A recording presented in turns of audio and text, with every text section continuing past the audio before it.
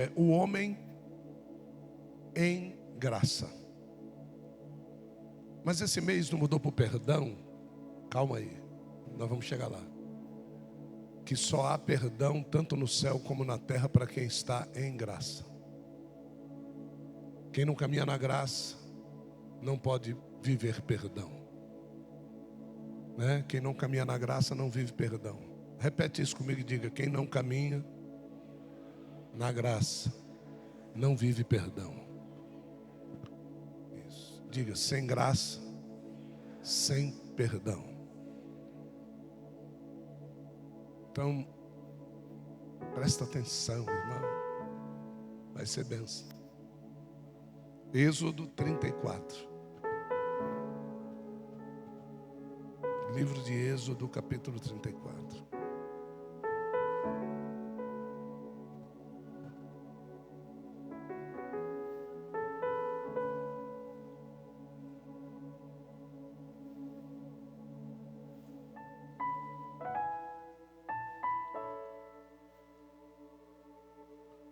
Amém? Amém? Amém. Então disse o Senhor a Moisés: lavra para ti 2 tábuas de pedra, como as primeiras, e eu escreverei nas tábuas as mesmas palavras que estavam nas primeiras tábuas que tu quebraste. Verso 4. Então Moisés lavrou 2 tábuas de pedra como as primeiras. Ele levantou-se cedo ao alvorecer daquela madrugada, subiu ao monte Sinai como o Senhor lhe tinha ordenado, e levou as 2 tábuas de pedra nas suas mãos. E o Senhor desceu em uma nuvem e se pôs ali junto a ele, e ele proclamou o nome do Senhor. Passando, pois, o Senhor perante ele, Moisés clamou: ó Senhor Deus, misericordioso e gracioso, tardio em irar-se e grande em beneficência e verdade, que guarda beneficência em milhares, que perdoa a iniquidade, transgressão e o pecado, que ao culpado não tem por inocente, que faz visita para castigar sobre os filhos e sobre os filhos dos filhos a iniquidade de seus pais, até a 3ª geração. E Moisés apressou-se, inclinou a cabeça em terra e fez o quê? Fez o quê, irmãos? Adorou.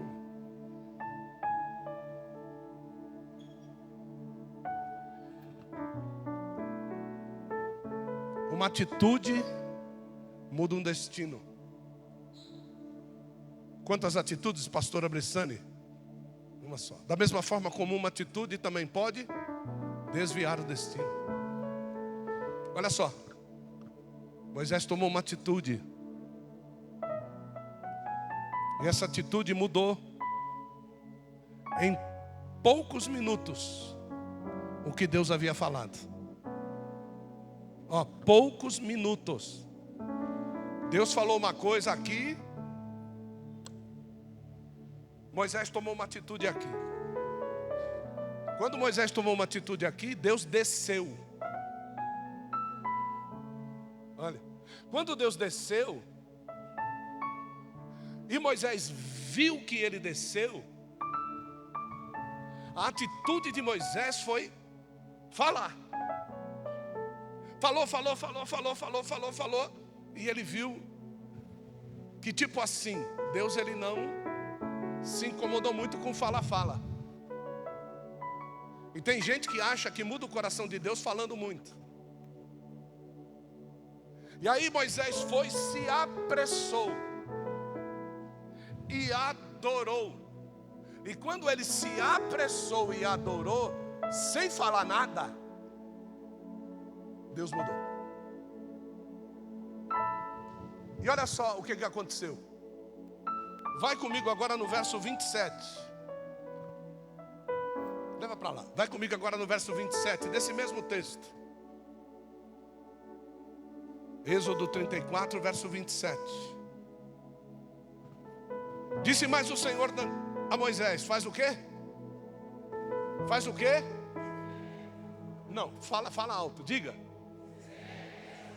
Tá, agora volta, por favor, no verso 1.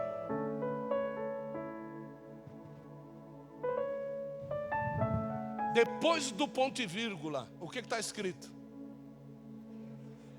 Peraí. Não, peraí. O que está escrito aí? Depois do ponto e vírgula. Ponto. O que está escrito? Isso. E no outro verso que a gente leu, escreve tudo. Olha que mudança. Olha que mudança. Pode acontecer se nós tivermos uma atitude correta. Você sabe o que aconteceu entre o primeiro verso e o último verso? É por isso que vocês tinham que mudar para cá. Lá vocês não iam ouvir isso aí nunca.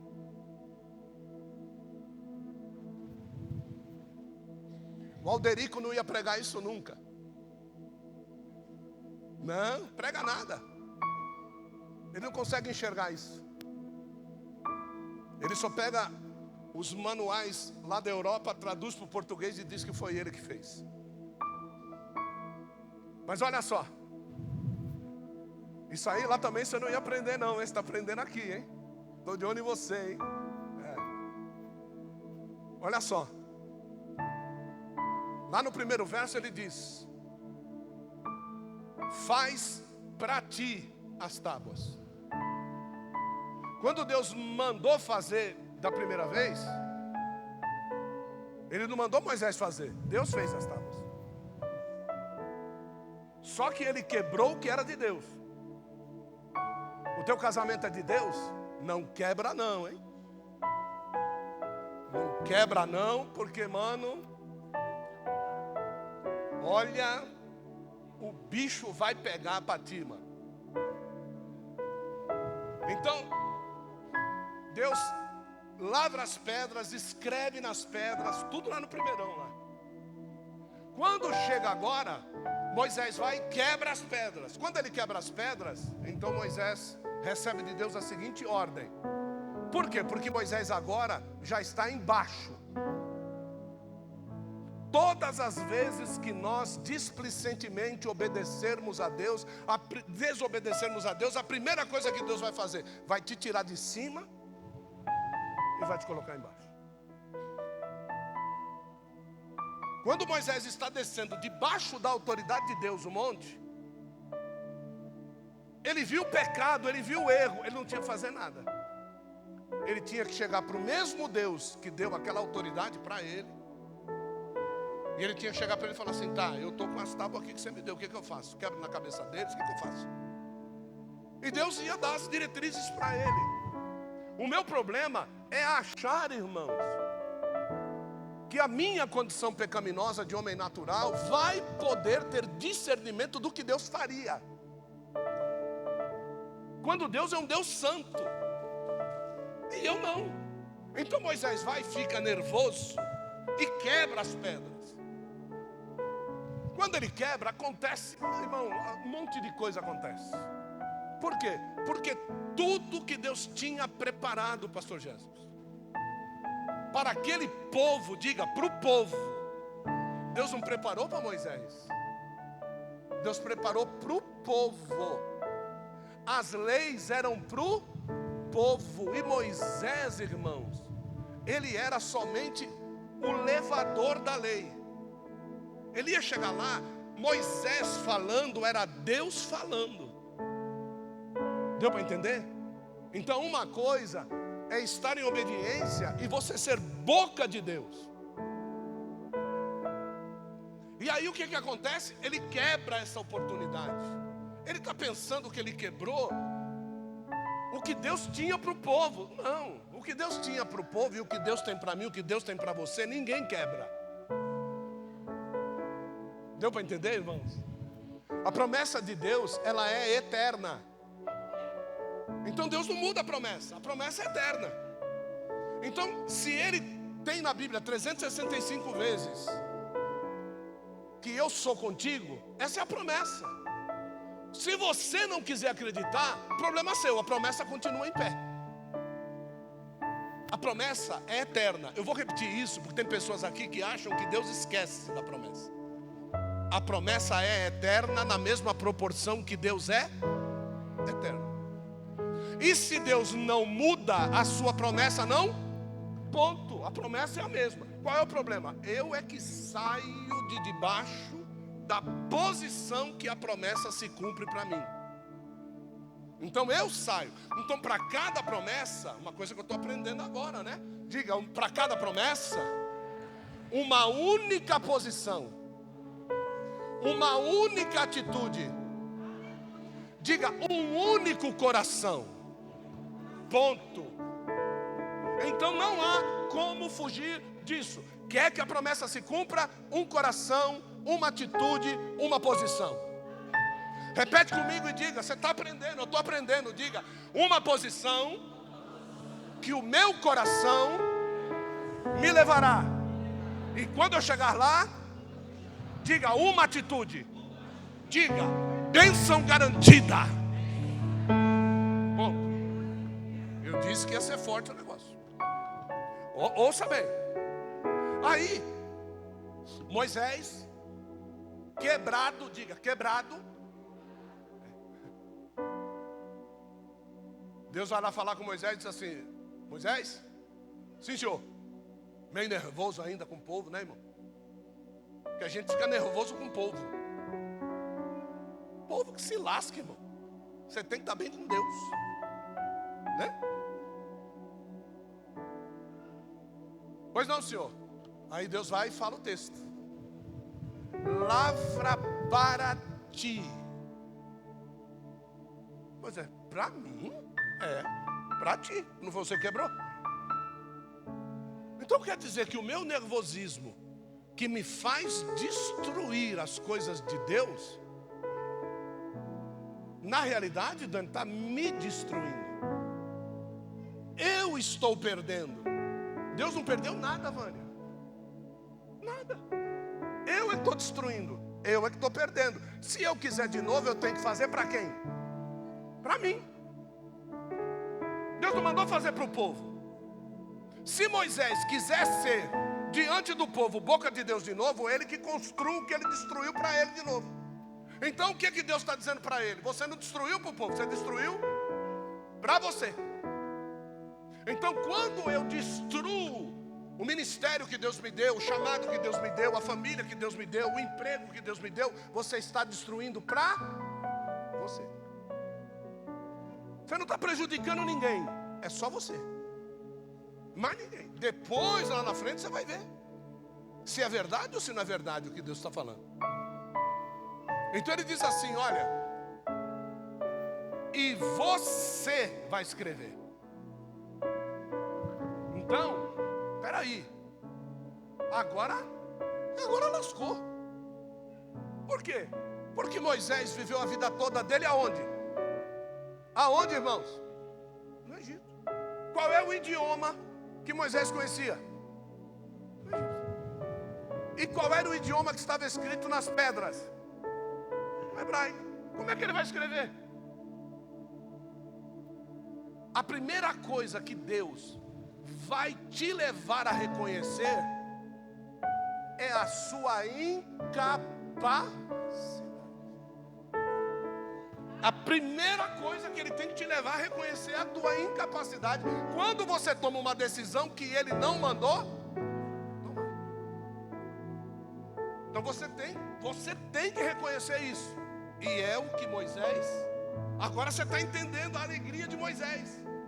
Quando ele faz as pedras, não tem nada escrito. E Deus diz para ele, sobe aqui. Ele tem que subir, né? Quem foi a Israel e subiu os Sinai sabe do que eu estou falando.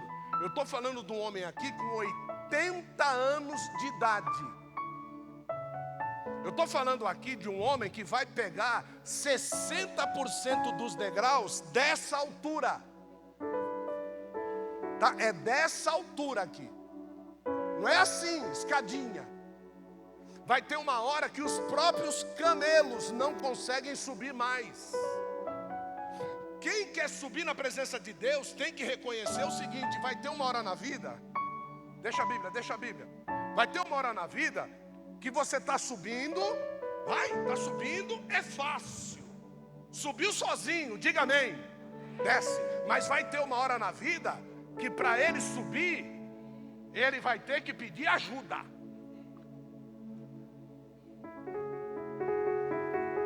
Não sei se vocês estão entendendo o que eu estou falando. Porque tem gente que acha que pode fazer tudo.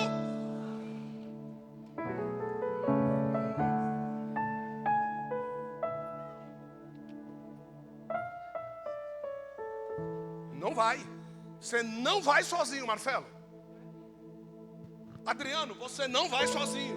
Leandro, você não vai sozinho. Well, você não vai sozinho. Viu? Meu amor, você não vai sozinha. Viu? Aí, lá vai Moisés agora, 80. 2 tábuas que estão lá dentro da arca, o tamanho de pedra, que é um dos pesos que nós devemos carregar, se quiser carregar a presença de Deus na vida. Então, um dos pesos de quem carrega a presença de Deus na vida é a presença das tábuas de pedra, que tem as ordenanças escritas nela e que nós devemos carregar dentro. Ali, 2 pedras, 35, 37 quilos. Então, 35, 37 quilos. Esses degraus, um cuidado terrível para que quando ele levantasse a pedra e botasse sobre a pedra, porque o chão lá não é grama, é rocha. Então ele tinha que pegar a pedra agora e colocar sobre a pedra com cuidado. E ele não podia subir sobre a pedra que estava sobre a pedra. Porque tem gente que pega a palavra de Deus e faz isso aqui com ela. Porque se quebrar, vai descer de novo. E quantas vezes for necessário Deus me fazer descer, Ele vai fazer. Mas isso tem uma coisa, é só se eu quiser. Porque tem gente que não quer. Então agora esse cuidado, Moisés sobe, quando chega lá em cima, estou imaginando, 80, né? 2 pedras guardando 15, 20 quilos cada uma, 30, 20 quilos, irmão, é 4 sacos de arroz de 5. Em cada mão, segurando, pelo amor de Deus, e ninguém com ele. Ninguém com ele. Você quebrou? Você resolve. Aí chega lá Moisés, e quando ele chega lá em cima, ele vê o céu baixando. Quando ele vê o céu baixando, ele vê Deus saindo das nuvens e descendo até ele. Agora já não tem mais a sarça. Agora não tem mais a sarça. É quando a gente precisa ser transformado. Agora é Deus. Então ele vê Deus descendo. Vê Deus descendo, e quando ele vê Deus o que faz? Ao invés de ir para ele, Deus dá uma virada de costas e vai caminhando para longe. Aí ele começa a gritar o texto. Ele começa a gritar o texto querendo a atenção de Deus. E ele começa a falar com Deus, e ele vai dizendo: Deus desceu da nuvem, pôs-se ali junto a ele, e ele proclamou o nome. Ó Senhor, Deus misericordioso, gracioso, tardio em ira-se, grande em beneficência e verdade. Só que nada funciona. E aí Deus continua andando, e quando Deus continua andando, Moisés se apressa. Por quê? Porque os passos de Deus, irmão, são muito mais longos do que os nossos passos. Deus não anda como eu ando. Deus não tem a velocidade que eu tenho. Eu caminho a minha vida toda e Deus num passo só. A Bíblia diz que a minha vida diante de Deus é como se fosse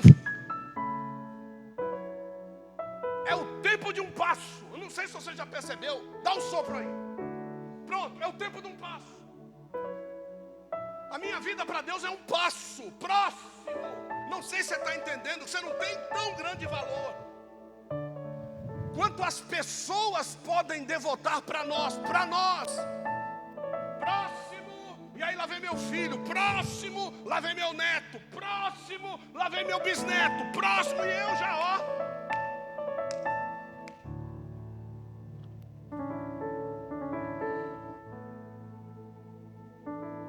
Então ele agora se joga no chão. Isso me dá a entender que até agora o discurso de Moisés é de pé. E quando não funciona de pé, pode ter certeza, só tem uma posição que vai funcionar. A Bíblia diz que ele se joga no chão, põe a cara no pó e adora. Aí você vê Deus puxando o freio. Opa!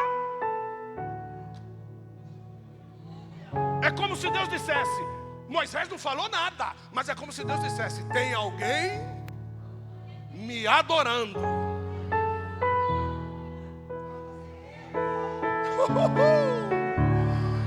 E eu vou dizer, se houver um coração adorador aqui hoje, o céu vai parar. Levada a sal a câmbio andar a val a séria.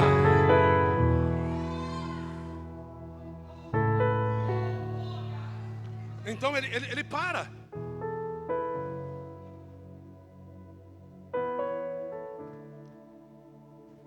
E ele adorou. E o melhor de tudo, eu não li de propósito, Manuel.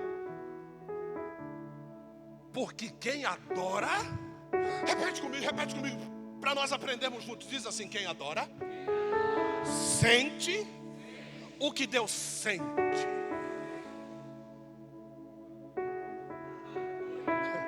Isso é forte demais. Então as pessoas que adoram e choram, eles não estão chorando de emoção, eles estão chorando porque eles estão sentindo o quê? Então Deus está lá caminhando, lá vai Deus caminhando. Moisés, pá, adora, e Deus, opa, quando Deus opa, Moisés fala. Vamos lá, por favor, verso 9. Vamos ver. Olha a revelação de quem adora. E Moisés disse: Senhor, se agora, diga que eu estou adorando, tenho achado graça aos teus olhos. Aí Moisés disse: vá, Senhor, olha lá, no meio de... Então quer dizer, agora ele entendeu que ele não ferrou só ele ferrou também o povo. Então tem atitude que eu tomo, que eu destruo o que Deus me deu, e que tem outras pessoas que vão ser prejudicadas por causa da minha atitude. Então Moisés agora começa a pensar no povo, diga, no povo. Que algumas horas atrás, amor, ele estava nervoso e quebrou as tábuas por causa do povo. Então quer dizer que o povo que está pecando, ele não está fazendo mais nada do que aquilo que ele melhor sabe fazer. Vou repetir, tá? Porque aqui eu sei que não tem pecador. A melhor coisa que nós sabemos fazer é... Quando Moisés resolveu deixar de fazer aquilo que ele faz melhor e resolveu adorar, Deus parou. Você quer que Deus pare ao teu favor?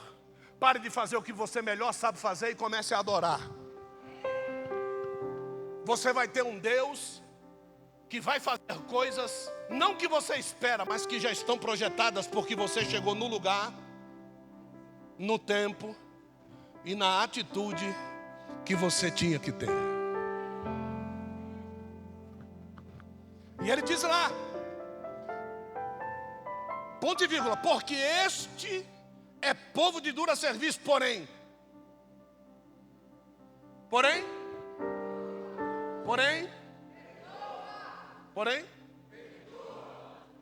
Porém, é interessante que você vê Moisés dizendo assim: porque este povo é povo de dura. Mas sabe por que Deus não fulminou Moisés? Uau, ele poderia ter fulminado Moisés? Sim. Por que Deus não fulminou Moisés? Porque no parágrafo anterior, Moisés diz assim: eu faço parte desse povo. Ele diz assim: vai no meio de nós. Que coisa linda é a palavra. Não adianta achar defeito nos outros. Não adianta querer lascar com a vida dos outros. Porque da mesma forma que o Senhor é um muro, uma cerca viva ao redor daqueles que o adoram, a tua forma de se comportar como não fosse pecador vai destruir a sebe que te circunda. E vai abrir a brecha para que o diabo toque, não somente em você, mas nos seus e em tudo aquilo que você tem. E se duvidar, é só ler o livro de Jó.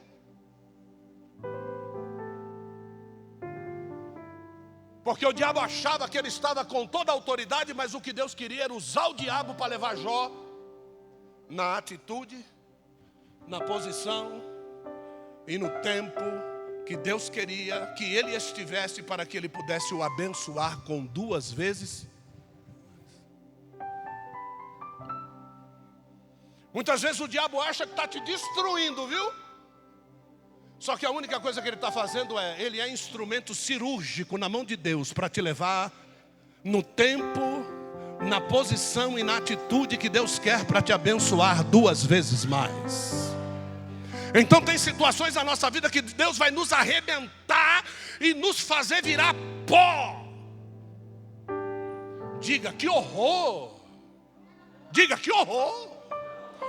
Mas é do pó que, se jogando água, nós conseguimos fazer a massa e levantar um vaso novo diante de Deus.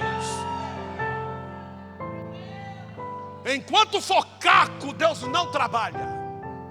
Enquanto tiver marca da assinatura de quem fez o vaso, Deus não trabalha. Enquanto estiver em cima da prateleira, mascarado com a cera no escuro, um especialista chamado Espírito Santo vai identificar tua rachadura. E sempre vai dizer para você: sinecera. Seja sincero, seja sincera. Está rachado, é melhor quebrar e fazer novo. Deus não vai dar o Espírito dele por onde vai vazar. Deus não vai dar. Quebra e faz de novo, é melhor.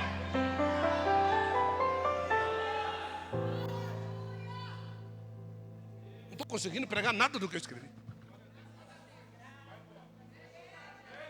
Nada, não estou conseguindo, essa bexiga. Tarde toda. Busca no grego, busca no hebraico. Chega aqui, vai tudo embora. Aí Deus chega para Moisés.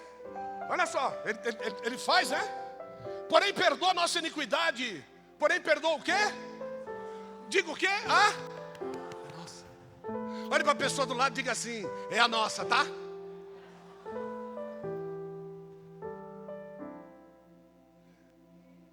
Olha para a pessoa do seu lado e diga assim: eu sei o que você faz de errado. Olha só, agora diz para ele assim: nem queira saber o que eu faço para que você não desvie, irmão. Diz para ele assim: nós estamos no mesmo barco.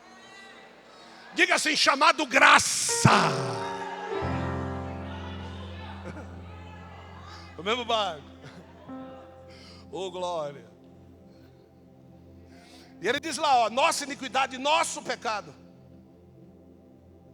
E diz assim: toma-nos. Repete comigo e diga: toma-nos. Irmãos, eu fiquei hoje acho que uns 10 minutos perguntando para o Espírito Santo por que ele estava dizendo toma-nos.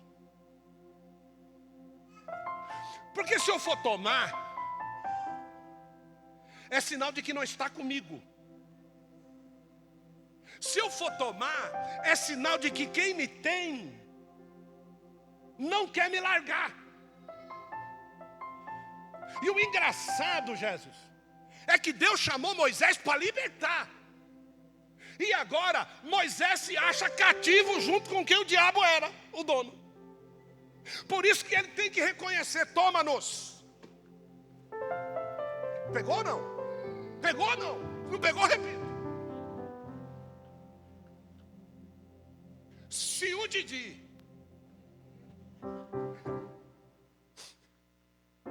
Didi, tiver posse de alguma área da tua vida, deixa eu dar uma notícia para você.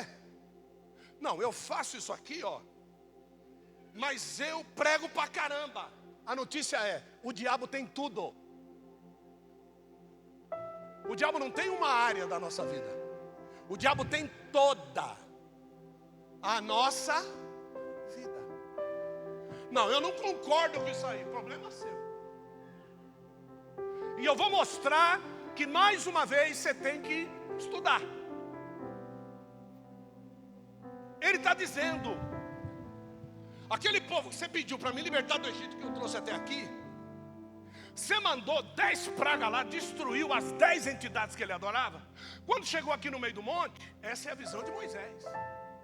Eles estavam adorando a um Deus Tamuz. Só que eles não estavam adorando Deus Tamuz. O que eles pediram para Arão era para construir um bezerro com o que eles mais tinham de valor, para que eles conseguissem adorar a Deus. Porque a única forma que eles conheciam era adorar a Deus através de uma estátua. Então é por isso que Deus, Ele não fulminou todo mundo. Por isso que Deus não mandou todo mundo se lascar. Porque Deus sabia a ingenuidade da intuição do coração daqueles hebreus, porém que o Egito não tinha saído de dentro deles. O meu grande problema é ser crente, mas o mundo ainda não saiu de dentro de mim. Esse é o problema. Tem coisas que eu faço que é bom pra caramba fazer, mano, mas não é de Deus. E eu preciso me incluir nessa definição. Toma-nos. Isso poderia ser uma mensagem. Isso poderia ser tema de uma pregação. Abra lá, no capítulo 34, livro de Êxodo, no verso de número 9. Vamos à parte, cadê? A parte A, B, C. Na parte C do versículo, no intermédio do oráculo. E leia comigo: toma-nos. Pode fechar sua Bíblia. Esse pedido, ele só vai ser respondido no livro do Apocalipse. Lá no livro do Apocalipse, quando um anjo forte sobe em cima das muralhas e diz para aqueles que estão escapando do juízo, e diz assim: subi para cá. Quando Deus disser para a igreja subir para cá, já era. O diabo, por mais que ele tenha lutado, perdeu, tio. Mas enquanto nós estivermos aqui, Marquinhos, enquanto nós estivermos aqui, Gisele, a nossa luta não é contra a carne nem contra a sangue, mas é contra principados e potestades nas regiões celestiais. Você tem que lutar todo dia. E o teu discurso é: tira a mão daí, Satanás. Tira as suas garras sujas daí, diabo. Você não vai tocar na minha voz. Você não vai tocar nos meus órgãos sexuais. Você não vai tocar na minha mente. Tira a mão suja daí. Eu sou vaso de honra de Deus.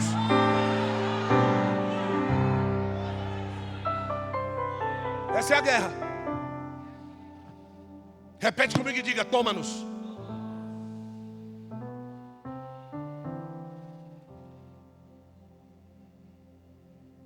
Aí vem o verso 27.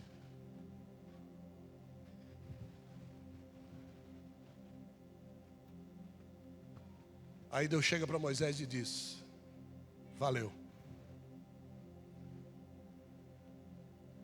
Escreve o que eu vou te dizer.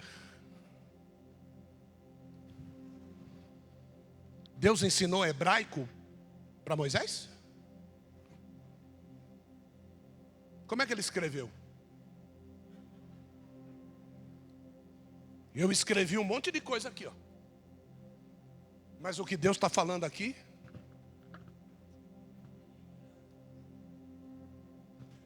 Deus chega para Moisés e Moisés começa a escrever no idioma que ele sabe. E começa a sair em hebraico. Ele vai escrevendo em egípcio e vai saindo em hebraico. O que Moisés está simbolizando aqui é o que aconteceu no batismo do Espírito Santo lá no dia de Pentecostes. Cada um falava na língua que sabia, mas o que quem ouvia era no idioma que ele conhecia. A mesma coisa. Aqui, ó. E aí, agora Moisés está com as tábuas. Pergunta para mim agora se ele vai quebrar de novo. Depois que Deus restaura o teu casamento, você vai quebrar de novo.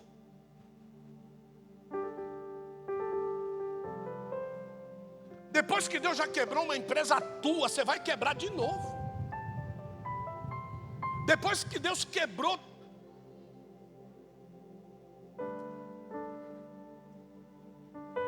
ministério, depois que você, né? Não é Deus, você vai lá e quebra. Você quer que Deus vá fazer? Você vai quebrar quantas vezes para Deus refazer tantas vezes?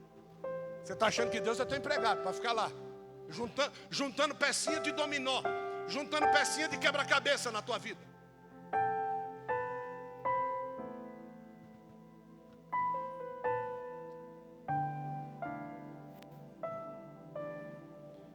Os grandes escritos de um homem, eles sempre são frutos. Repete comigo e diga assim: frutos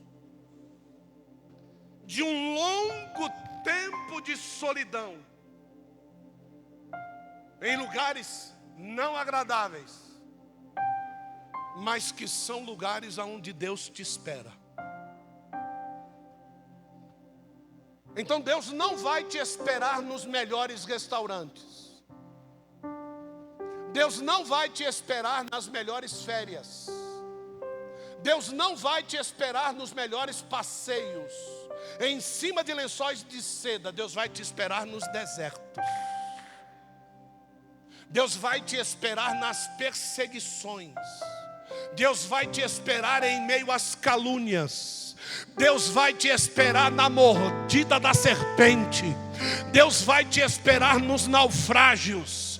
Deus vai te esperar aonde ninguém vai dizer que é Deus. É lá que Deus vai te esperar.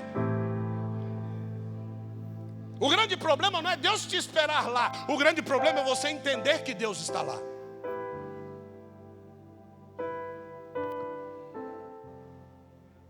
"40 dias e 40 noites. Repete comigo e diga: 40 por 40. São suficientes para mudar a história de um povo, a história de uma geração e a história de toda a humanidade. Eu vou repetir: a história de um povo,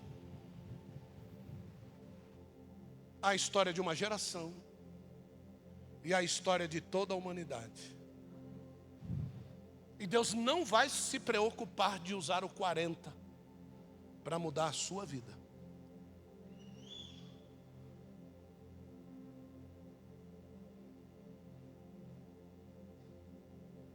"40 anos. Moisés ficou preso por Deus escrevendo o Pentateuco, porque ele não queria ser preso pelos homens. 40 anos o povo ficou no deserto, porque eles não queriam obedecer o destino que Deus havia dado.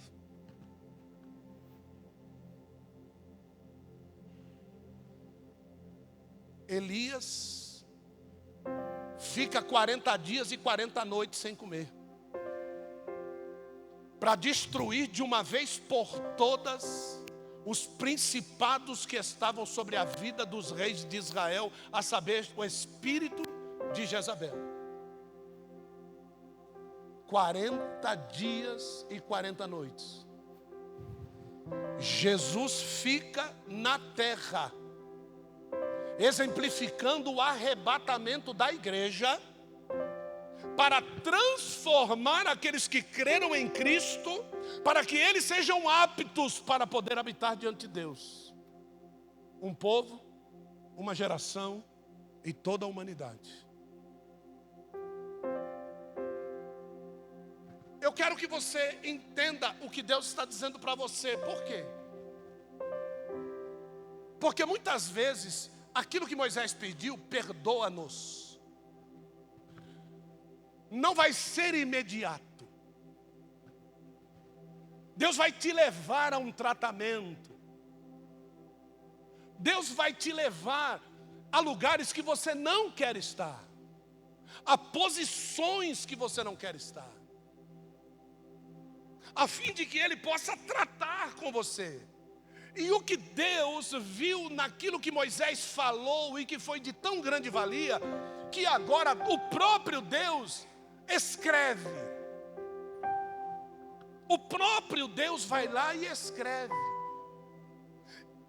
Tem coisas que estão dentro desses dois versos. Moisés fala de Adonai, de El Racum, de El Shanum, de El Erec Apaim, de Erav Shesed, de El Emet, de El Notse Shesed, de El Notse Avon, de El Vavecá e de El Vechatá. Deus fala de 12 qualidades de Deus que ele viu quando ele pisou na bola com Deus. Todas essas manifestações de Deus estão dentro dos dois versos, em hebraico. Que Deus disse: caramba, eu não me revelei para esse cara, mas ele me conheceu. Se tem um momento que nós vamos conhecer a Deus, é quando Deus vira as costas para nós. Aí é que nós vamos conhecer a Deus. Aí é que nós vamos conhecer o quanto Ele falta, o quanto Ele é necessário. Nós vamos conhecer o quanto é estarmos sozinhos, o quanto é não sermos amados, o quanto é não termos valor, porque a gente acha que o verdadeiro valor é o mundo que nos dá. O verdadeiro valor é uma declaração de amor que se escreve pela internet. O verdadeiro amor é aquele que recebe um brilhante de presente de aniversário, e que depois de muitos anos, ao cair no chão e se ao pisar em cima, ele vê que é vidro. A vida toda ele pensou que ele era amado, porque tinham dado um brilhante para ele, mas era vidro. A vida toda ele pensou que ele era amado porque tinham dado uma corrente de ouro, até ela encontrar com um detergente corrosivo e a casca cair. São essas coisas que nós valoramos de uma forma tremenda e que a gente vai achando um ato sexual, um beijo bem dado, uma garrafa de vinho caro, um almoço num restaurante chique, um carro cheiroso depois de um encontro. A gente acha que isso. Quando vai se casar, quer se casar num castelo, quer se gastar e dar comida para quem nunca valorizou você. Então você quer gastar, você quer mostrar para os outros. E é uma forma deles dizerem: nossa, que besta, ele pensa que eu amo ele. Só que aqui nós vemos Moisés tratando do interior de Deus como Deus nunca tinha sido revelado. E como Deus fica feliz quando nós dizemos para Ele algumas coisas que Ele é e que ninguém consegue ver que Ele é. Quando as nossas lágrimas não são emocionais, mas são geradas pelo Espírito. Como Deus se comove quando as palavras nos faltam e nós não inventamos discurso, nós entregamos o controle da língua ao Espírito Santo. Como Ele se comove. E Ele manda dizer ainda na palavra que esses são aqueles que precisam ser edificados.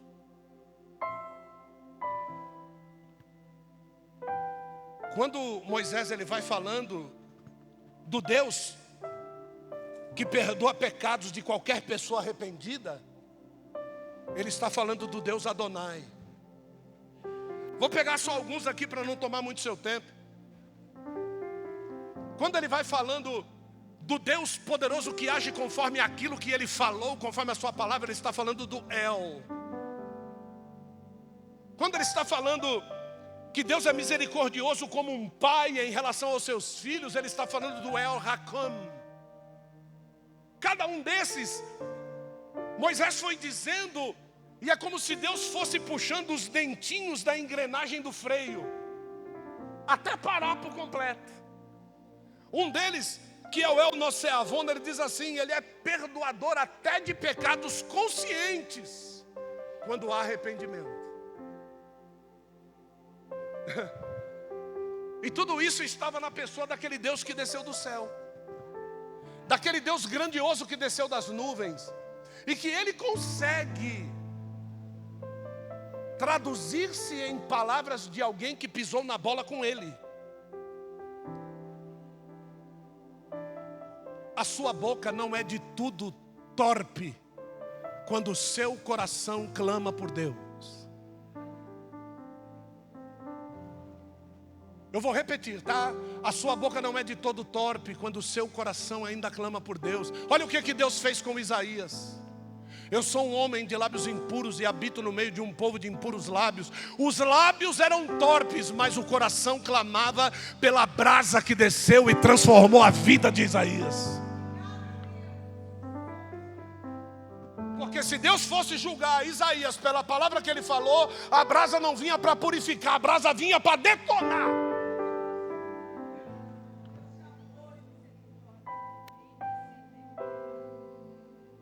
Aqui nós vemos as características de um Deus em relação ao pecado.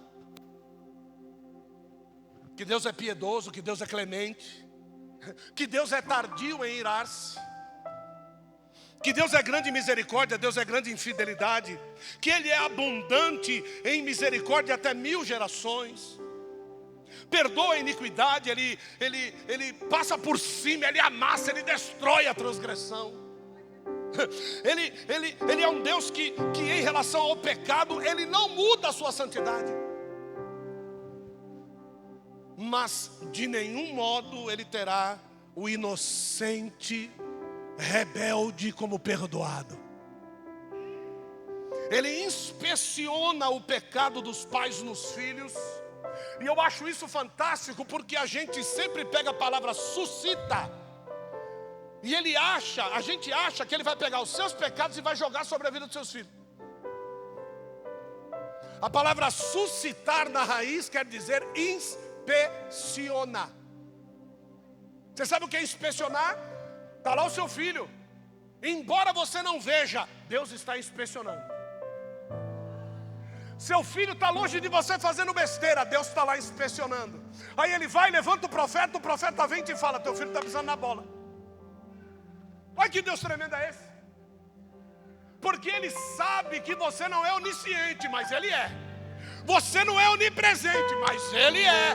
Você não é onipotente, mas todo poder pertence a Deus.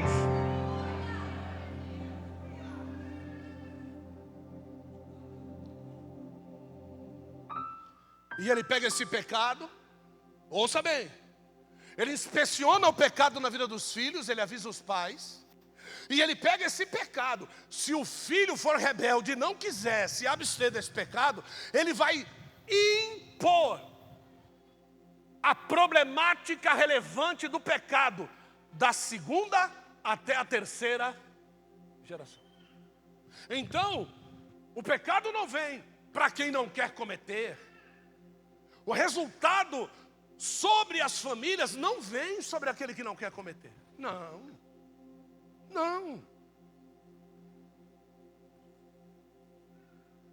Esse inferno só vem para quem quer e gosta de cometer. Não há desculpa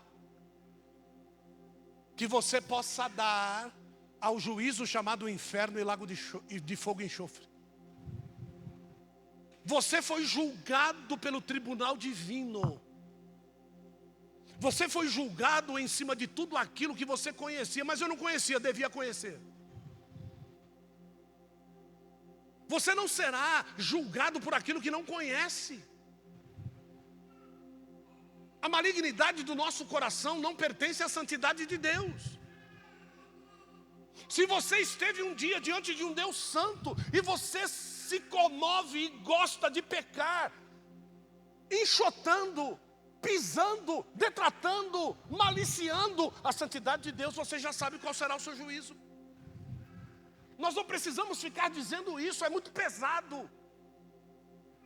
Vai para o inferno, vai para o inferno. Não, não precisa. Quem vai para lá já recebeu a passagem.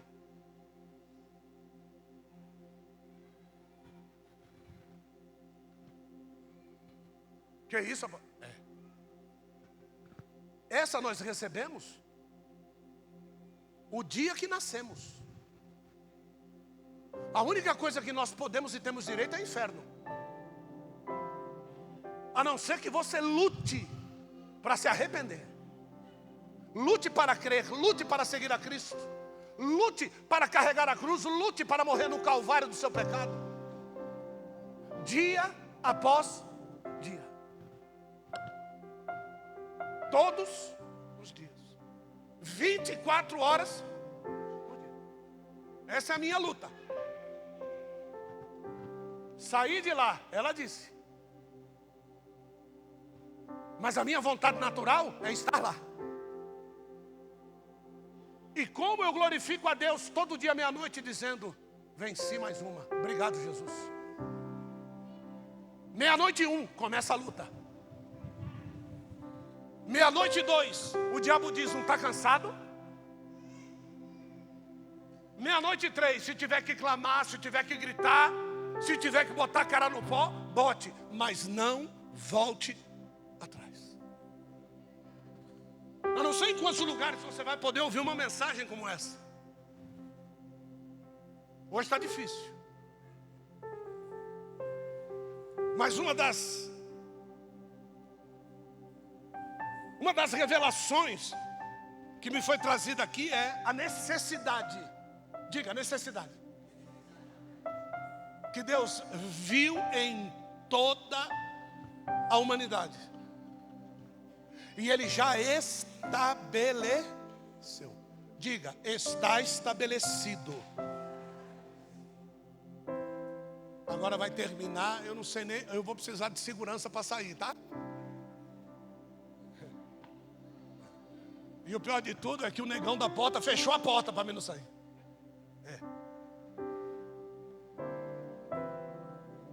O que está estabelecido?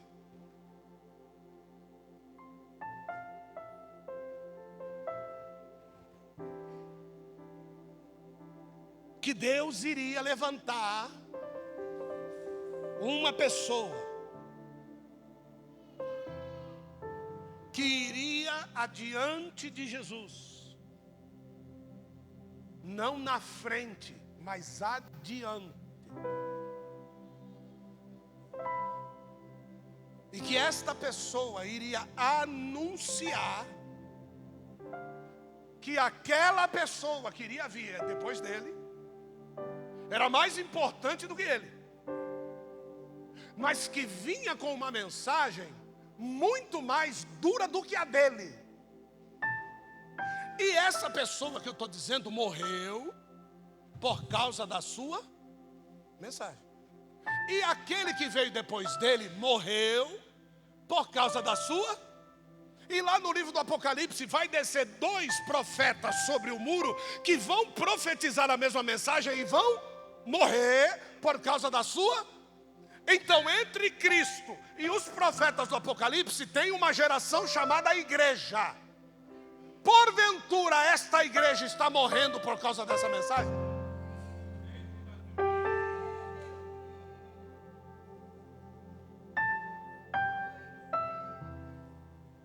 Ou nós estamos vivendo muito bem, obrigado?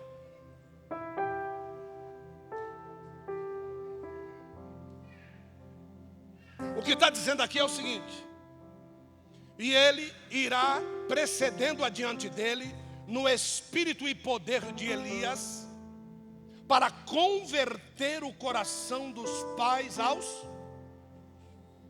dos descrentes desobedientes à prudência dos justos, com o fim de tornar pronto para o Senhor um povo, tendo sido plenamente provido do que é necessário.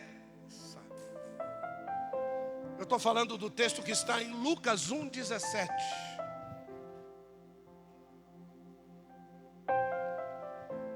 Transliterei o português para o grego, que é a versão LTT. Diz assim: irá diante dele no espírito e virtude de Elias, para converter os corações dos pais aos filhos e os rebeldes à prudência dos justos, com o fim de preparar ao Senhor um povo bem. Então, segundo essa leitura, o que é necessário para o céu? Um povo. Está disposto ou está cansado? Porque eu estou pregando e tem meia dúzia dormindo. E ó, que eu não estou pregando uma mensagem de lari-larai. E você acha força para dormir ainda. Tu vai querer ouvir a trombeta?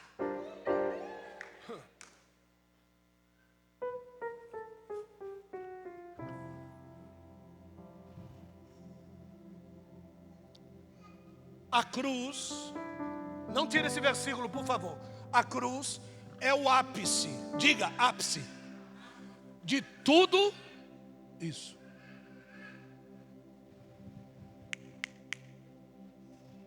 Escuta essa, que essa é forte. Quando Deus mandou o dilúvio, certo? Aconteceram muitas coisas, sim ou não? Sim ou não? Se Jesus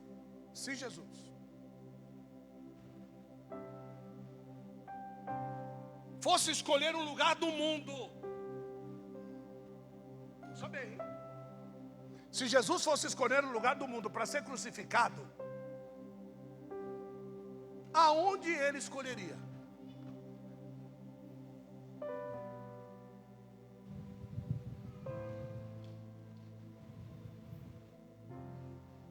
Qual é o lugar do mundo que Jesus escolheria para ser crucificado? Ele.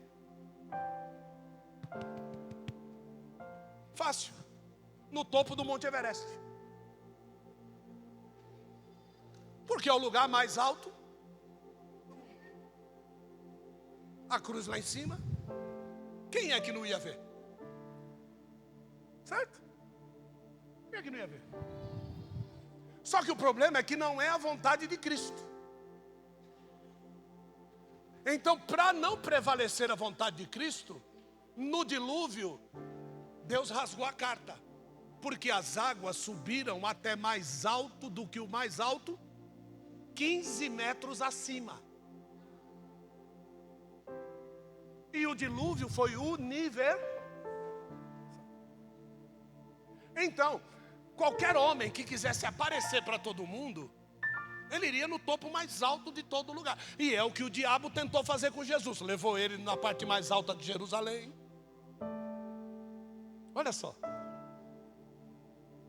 Só que quando Jesus vai profetizar a respeito da sua própria morte, ele diz assim: quando eu for retirado da terra. Então ele coloca os pés dele aonde? Bem juntos da, simbolizando a sua humanidade. Então Jesus em todo o tempo não reivindicou o céu aqui. Ele disse: eu estou ligado na terra, sou da terra e estou lutando por isso aqui. Eu vou atrair todos a mim. Enquanto eu estiver aqui, não vai dar. Mas vai ter uma hora que eu vou ser levantado da terra. E quando eu for levantado, as pessoas pensam que era quando ele fosse levantado. Não. Quando ele for levantado e estabelecido. Por quê? Porque hoje ele está sentado à direita de Deus, o Todo-Poderoso. Então hoje, toda a terra tem como atrativo a Deus. E quando olha a Deus e quer falar com Deus, precisa de quem está sentado do lado dele. Então agora nós somos o atrativo de toda a terra. Por quê? Porque nós somos representantes desse trono. Então, esses caras que vêm depois de João Batista, somos nós. Esse povo capacitado, esse povo que não está cansado, esse povo bem disposto, somos nós. E nós estamos dispostos para duas coisas. Primeiro, converter o coração dos pais e dos filhos. E a segunda coisa que diz aqui é levar os rebeldes à prudência dos justos. Veja só que em nenhum momento, pastor Jesus, nós vamos levar ninguém à salvação. Em nenhum momento nós vamos salvar ninguém. A primeira coisa que ele diz que nós, essa igreja bem disposta, precisa, é conversão. Você pode ser crente, ser pastor, ser apóstolo, ser bispo, pode ser o que for. O seu coração tem que estar convertido. E não é ao evangelho, é aos seus filhos.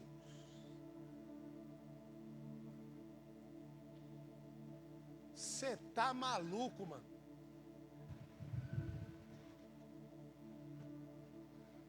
Não adianta ser crente se você detesta seu filho. Não adianta ser crente se você detesta seu pai. Não adianta ser crente se nos erros do seu filho você não é pai como Deus é pai para com você nos seus erros. Não adianta.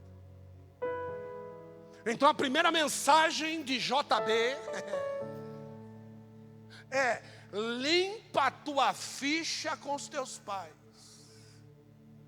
Limpa a tua ficha com os teus filhos. Limpa. Faça a tua parte. Deus não ama o pecado, mas ama o pecador. E por causa do pecador, Ele enviou o filho para morrer no lugar dele.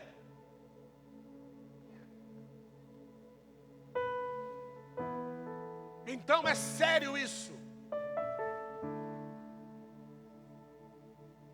Porque se Deus pudesse colocar de novo essas crianças no ventre da mãe e regredir a gravidez e cuspir o espermatozoide de dentro da vagina, para algumas famílias Deus faria isso.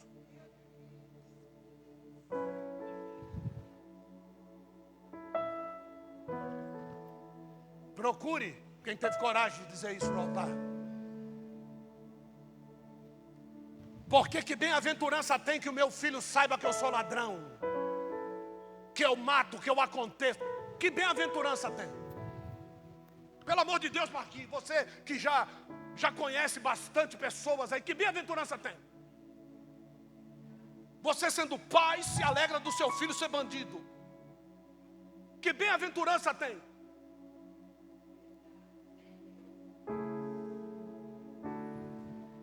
Então, João Batista, quando vem, ele vem com uma mensagem dura, mas era uma mensagem de salvação.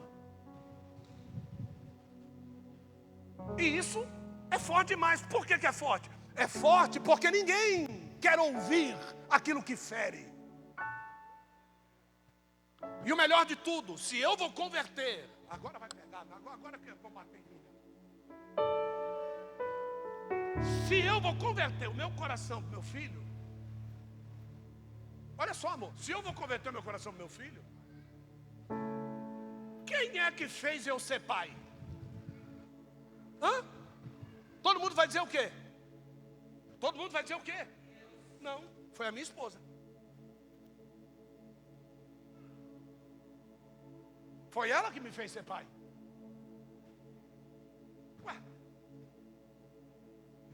único que nasceu sem pai foi Cristo, filho. Então a minha esposa, ela é responsável comigo pela minha conversão, porque não está dizendo o coração do pai, está dizendo o coração do quê? Então essa condição é uma condição muito clara. Você sabe por quê? Porque alguns de nós têm filhos que não fomos nós que geramos.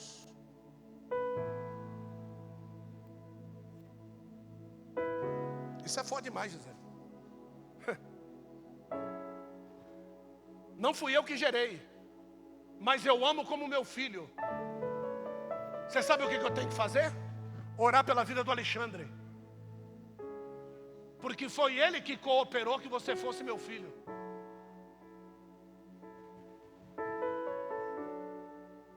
Você tem que orar pela Mônica, porque foi ela que cooperou para que o Lucas Gil fosse seu filho.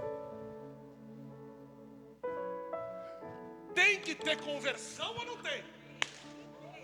Fala para mim, se tem que ter conversão ou não tem? Um evangelho desse, meu Deus, olha aqui. Um evangelho desse, pastor, um evangelho desse é inaudito. Hoje é só assinar o documento, estou separado, vida nova nada. Você é pai, tem que orar por ela. Você é mãe, tem que orar por ele. Viu? Porque se você ama o filho que tem e se converteu de coração a ele, ele ou ela é responsável por esta bênção que Deus entregou na tua mão. Como é que é o nome do rapaz lá? Como? Ore por ele.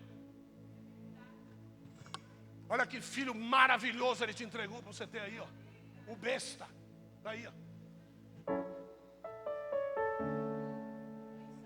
Como é que é o nome lá, Jair? Do pai. Fernando e da mãe. Como? Ore por eles. Olha que bênção me entregou na mão de vocês aí.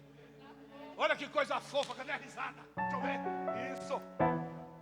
Esses cachilos dourados. Daí.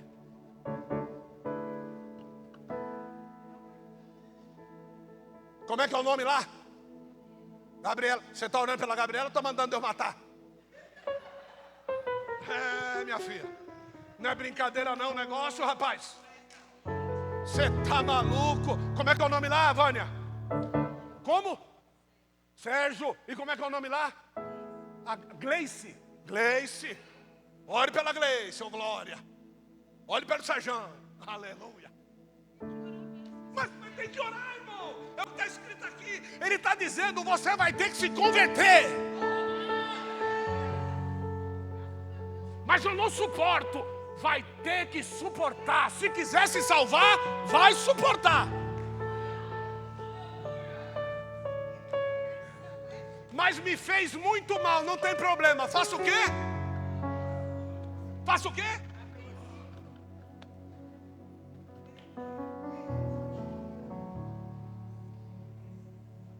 Na cruz acontece todo o cumprimento da profecia. Através da cruz somos levados para sermos os principais de toda a obra teatral do Calvário. A obra teatral do Calvário não se encerra na morte de Cristo. A obra total do Calvário se encerra na morte da nossa velha criatura.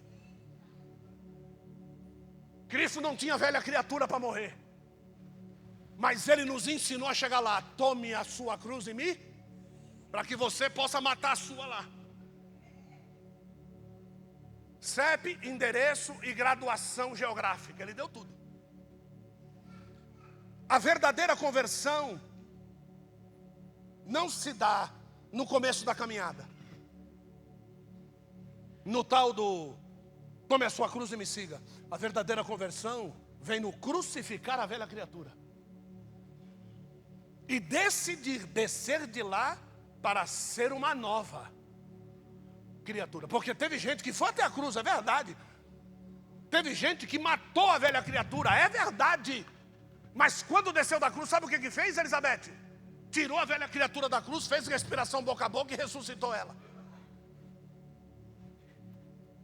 e guarda ela como boneco, porque de vez em quando incorpora. O perdão dos pecados se dá lá, quando você desce de lá. Se você resolver matar a velha criatura, mas ficar lá em cima, não há perdão de pecados. Quando você desce de lá, você desce uma nova criatura limpa. Mas tudo está crucificado lá. Então, os contatos, os amigos, o passado, quem você era, a gíria, o jeito, a forma, o pensamento, ficou tudo lá. A gente vira bobo depois da cruz.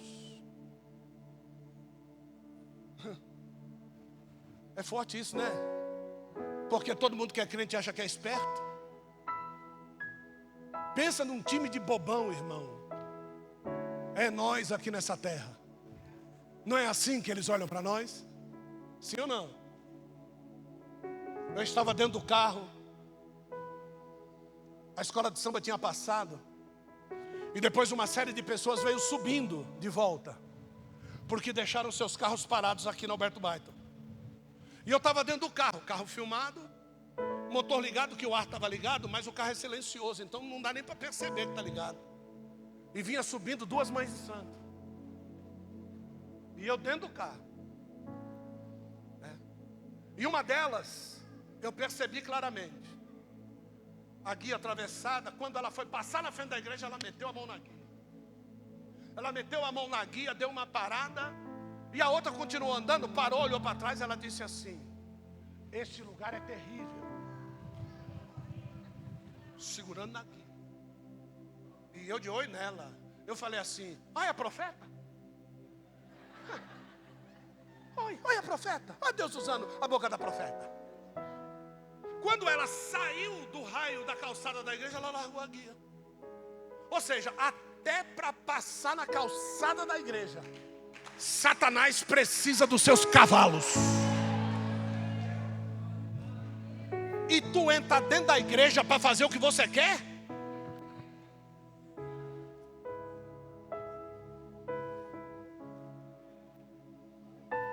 Em crucificar de uma vez por todas a tua insuficiência humana,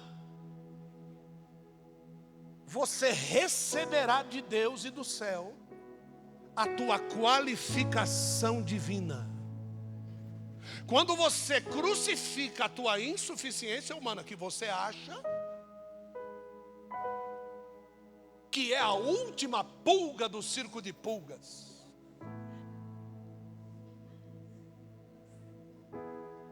você sabia que tem circo de pulga? Não, né? Tem ou não tem, pastor Jesus? Tem.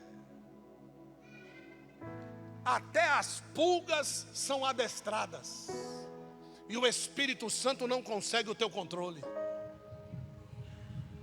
Hoje eu vi um castorzinho que a cerda de uma escova de dente, tá? É do tamanho da cabecinha dele. Um ratinho. E eu vi esse ratinho sentadinho nas patas de pé. E alguém com uma escovinha de dente passando na cabecinha do ratinho. E o ratinho lá, Adriano, olha. Aí ele foi passando, né, do ladinho. Aí ele passou na barriguinha dele aqui, ó. Quando ele foi passar mais para baixo que dava cócega, o ratinho pegou a escovinha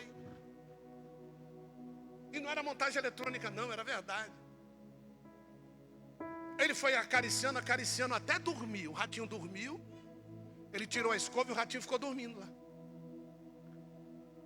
E eu percebo o seguinte, que Deus cravou até nos menores animais a sensibilidade chamada carinho. Você já imaginou quantas pessoas não se aproximariam de você se você deixasse de ser chucro? Se você fosse mais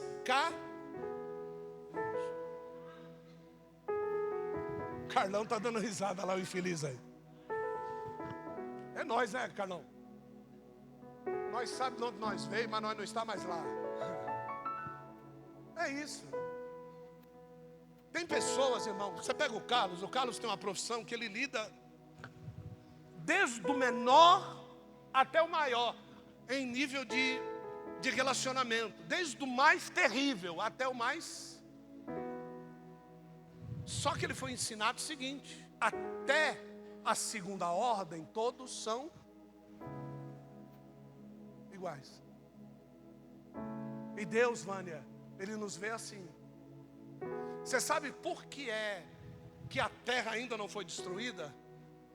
Porque nós somos a esperança que o céu tem de que todos na terra serão iguais a nós. Essa é a esperança que o céu tem. Por isso que os anjos não descem matando todo mundo, acabando com tudo, tocando fogo em tudo. Por isso, porque eles têm esperança que a gente faça o que nós temos que fazer. Que a gente tenha, sabe o quê? Boa vontade para fazer as coisas para Deus. Disposição para fazer as coisas para Deus. E ele vem no espírito que estava sobre a vida de Elias. Você acha que Elias não teria condição de, como profeta de Deus, se vestir da melhor forma?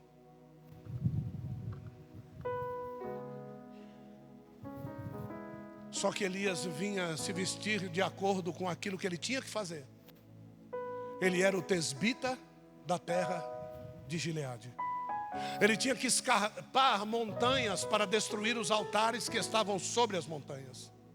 E ele não podia ir pelo mesmo caminho dos hereges.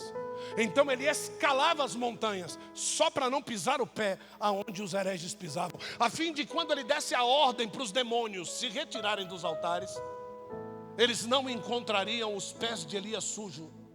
Só que com Moisés foi diferente. Quando Moisés se apresenta na presença de Deus, a primeira coisa que Deus pede para Moisés: porque o terreno que você está pisando é santo. Então os lugares que eu ando têm importância sim. As casas que eu entro têm importância sim. Os lugares que me têm como presença garantida têm importância sim. Os programas de televisão que eu vejo têm importância sim. Os canais de internet que eu acesso têm importância sim. Que Deus tenha misericórdia de nós. E que você, agora ao olhar para as pessoas, entenda que o perdão vai ser essencial para a sua conversão. Converter-se aos filhos é perdoá-los e não deixá-los de corrigir. Nunca se esqueça disso. Aplauda a Jesus.